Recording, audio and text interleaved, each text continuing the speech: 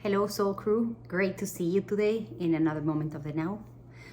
Today, I bring a very powerful transmission, given that it's been in the making for years now. We could say even decades, depending on the generation that you're coming from.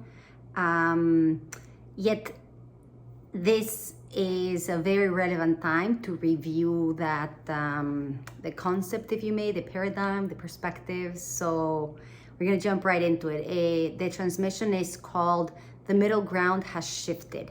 So this shift has been in the making, like I mentioned, for even centuries, if you may. There's a lot of prophecies out there, there's a lot of stuff, but I want to make this very relevant and contemporary to the times that we're living in. So even though it has been in the making, and then we went through one of the most catalytic times for this shift, right now it's much more noticeable that the middle ground has shifted. What do I mean by this? For centuries, there were, like, if you may, timelines that were overlapping. So you could have different levels of consciousness or awareness coexisting in the same spaces. We are still doing that nowadays, but there's a lot more contrast between people that have done the inner work and that are more conscious and self-aware, and people that are completely in the bliss of ignorance. So how this differs is that back in the day, because it was not that tangible, it was not that obvious, there was still a middle ground, and that middle ground was, room for opportunity, whereas we knew there was a lot more to life and a lot more to our waking life. Yet, we were like, again, in this middle ground. And also for people that were pretty mediocre, they thought they could shove things under the carpet, being like, oh, I can take advantage, I can be manipulative, I can lie, I can be deceiving. But there's this middle ground. So it was sometimes like a very big gray area, and it was hard to tell who was operating from where, whether you're coming from a place of self-awareness and consciousness and integrity, or you're just trying to take advantage. So a few years ago, we went through a catalytic event globally at a global level, and there was a breakthrough where it was like one thing is not like the other. We realized that a lot of what we've been told was not really what we would have liked it to be. And I know that I'm being cryptic. It's just, the point is, I want to keep this very general, and everybody had a different experience. In between, like 2018 to 2024, everybody's been living whatever's correspondent to their own timeline. Yet we did share global events that created a before and after, whereas things are never going to go back to what they used to be. They were never normal in the first place. A lot of people say, like, oh, let's go back to normal. And it was like, dysfunctional is not normal. Dysfunctional may be familiar, but it's not normal. And now we're shifting, and to understand that, how do we define what's normal? It's what's imposed, top down, whatever's been familiar, whatever's been done. But the fact is that the reason that something has been done for years or even decades doesn't mean it's right, doesn't mean it's working. It sometimes just means there's a lot of money invested in that industry, and there's a lot of contracts involved, and things cannot be changed. Not necessarily, like, what I'm trying to say is, like, things are not necessarily in place because they work. It's sometimes the investment or the commitment that keeps things there. Yet what I'm trying to say here is there was a shift. So there were this, like, two dimensions, if you may, these two levels, which we could coexist. And then there was a split, right? And like I said, you're either on one side or on the other. There are possibilities of timeline shifting. You can still like raise your vibration nowadays, right? Like, you can still raise up, or you can still lose points, if you may, or tap back into your autopilot or unconscious degrees, and kind of tap back into that more unconscious timeline, if you may. So thank you for holding on with me. I'm gonna try to break this down to make it more relatable and tangible. But first, I wanted to give you the big picture of the ballpark. So there were these two timelines. Everybody was like enmeshed, if you may, in the middle. Some people wanted to really elevate their game. Some people were holding back. So we were just like averaging everybody out. Then there's a split of consciousness, and it's like you're either working towards yourself, you're either in integrity, and you're either holding your self-governance, or you are not, basically. And the middle ground shifted because there's no more gray area where you can just hide or stay mediocre. And it goes for everybody, because a lot of the people that were hiding in the shadiness are being revealed. And that's what I'm calling the revelation timeline. The revelation timeline is people that are not willing to do the work, but because of vibrational momentum, their tricks are going to be revealed anyways, and people are going to see them for who they are. And then there's the people in the redemption timeline that are looking to redeem themselves, that are looking to take charge of themselves. That's where the soul crew comes in. We're channeling and becoming a brighter version of ourselves. We're working through our darknesses, through our fears, through our anxieties, and we're looking to take charge of our behavior, to become responsible of ourselves.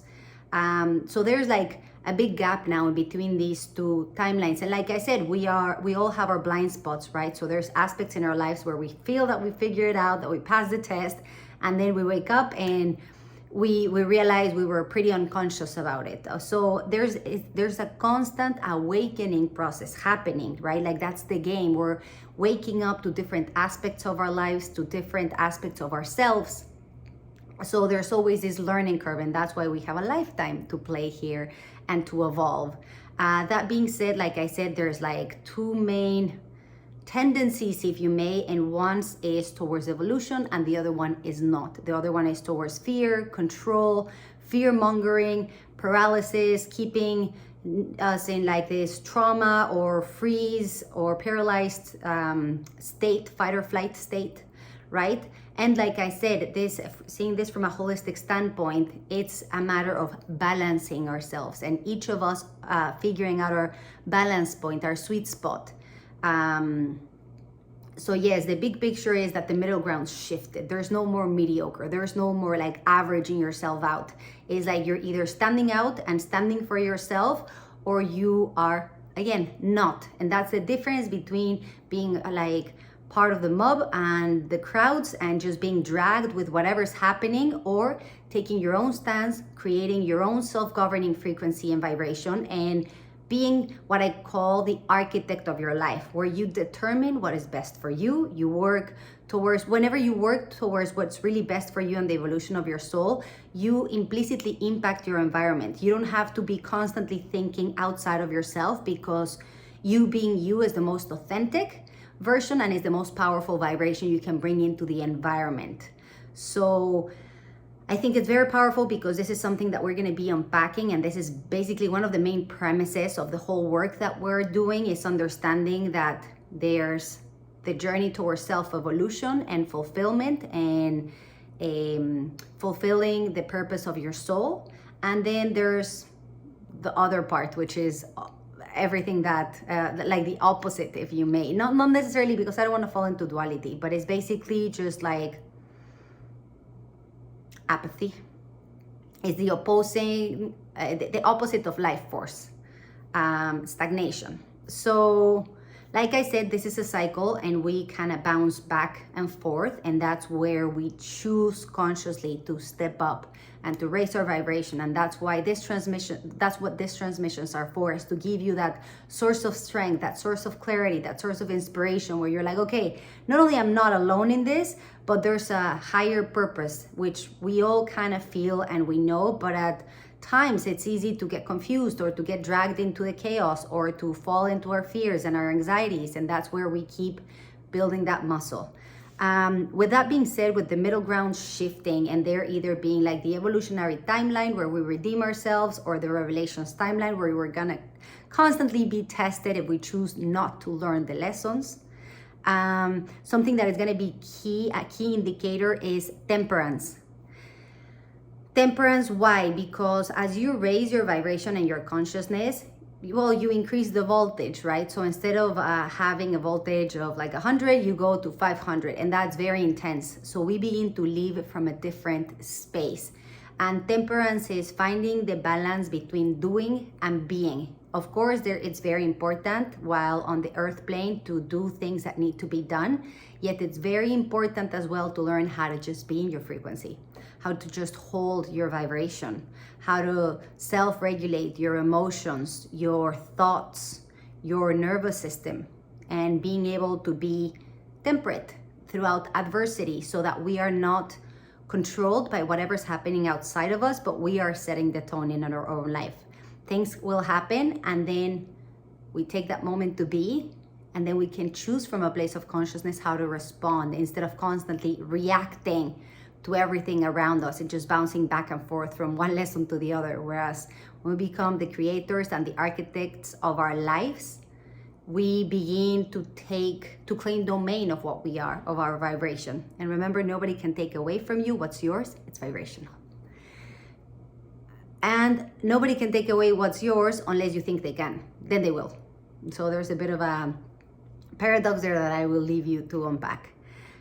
So this temperance between doing and being is finding that balance between work and play. Work, there's always going to be more work than you can finish or achieve in this lifetime. So that's why it's very important to have priorities and have your personal values in line, because if what you value is peace, for example, or wellness, of course, there's one part that is complemented by doing the work and getting the resources that you need in order to rest. But it's also very important to learn how to rest to make this a sustainable gameplay, right? And it's learning how to play, learning how to tap into that inner divine capacity to enjoy life, to enjoy the simple little things, like when we see kids just enjoying the mere fact of existing and just observing things without necessarily being constantly stimulated by something. So by minding what needs to be done versus taking the time to rejuvenate, right? This is all just the same concept, just being seen from different angles. It's work and play. It's what needs to be done versus taking time to rejuvenate and rest and coming back to whatever your craft is stronger and more inspired, and be it the craft of personal self-development and just being more present in everything that you do in your life, being preparing food or going getting groceries or taking care of your household, right? These are the simple, impactful things that raise the vibration of your environment. Because sometimes we have these long-term goals, which are great, but we lose the short and medium term of our lives just with these long-term aspirations, which are usually a bit of a trap in a sense. So whether the long-term really applies is when it comes to long-term gratification. What do I mean by this?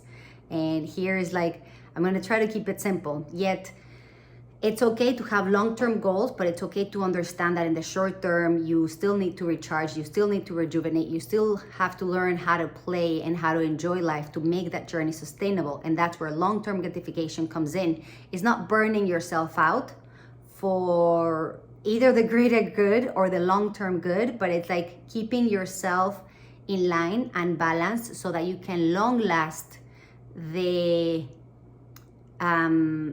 the lifetime of your life, like the length of your life at the best of your capacities. And long-term gratification is really the name of the game. And that's why I wanted to share with you the different vibrations of consciousness, like the redemption timeline, the revelation timeline, and how long-term gratification means that every day you do your best, you play, you work, you rest, and therefore you begin to create a longer sense of stamina within yourself rather than burning out every day. And do mind short-term gratification. That's a huge trap that drains your awareness and your attention and overall your inspiration, because we're usually looking for that shortcut, for that dopamine kick, and we become very low tolerant to no gratification versus knowing what hard work takes. And in this sense, do invest yourself on the long-term projects, because that's really what builds resilience and character. Nowadays, that's why a lot of people are very volatile, because they want it quick, they want it fixed, otherwise next. And that type of mentality is very prone to mental imbalances, emotional dysregulation, and just all other sorts of complications throughout life. So if you ever find yourself struggling, I invite you to take a step back. Take a deep breath all the way through to the bottom of your lungs, around your abdominal area. And as you begin to fill up your lungs, you begin to feel the wholeness, the fullness of yourself. And you begin to slow down. And you begin to realize that you are this beautiful, divine soul experiencing itself and learning throughout this life how to really enjoy being in your frequency without necessarily needing to get external validation or to constantly do things to validate your worth, and just knowing that you are because you exist, and you exist because you are. And once you learn how to operate from that place, you begin again to be the architect of your own life. And that no one can take away from you. That inner peace that you cultivate is all yours to keep. And then down the line, yours to share and create more of that. There's a lot to unpack on this video. The main points that I wanted to share is that the middle ground has shifted, right? If we were trying to find that like, oh, but I used to do this, like whatever used to be was, whatever broke down or collapsed is because it was due. And now we're building a new timeline made out of consciousness with what did work and learning from what didn't work. It's just very, very powerful because there's of course kind of a lot of work to be done moving forwards, but it doesn't have to be built overnight. It's more of like a lifetime project. It's a process. So take your time to rest and rejuvenate so that you can come back into your crafts with more clarity, fully rested, and being able to assess what really needs to be done, and learning how to play along the way as well. Learning how to implement long-term gratification and understanding that what comes quick goes quick, and what you really work for, and when you build the muscle, it becomes way more sustainable to be high vibrational and to sustain a higher consciousness throughout the game of life. I pray that this makes sense. Please feel free to start a conversation if there's anything that you would like me to elaborate on, if you would like any type of support, if there's anything that you feel that you could share to help and inspire others from your journey. And it'll be my pleasure to see you in another capsule, in another moment of the now. But for now, see you later.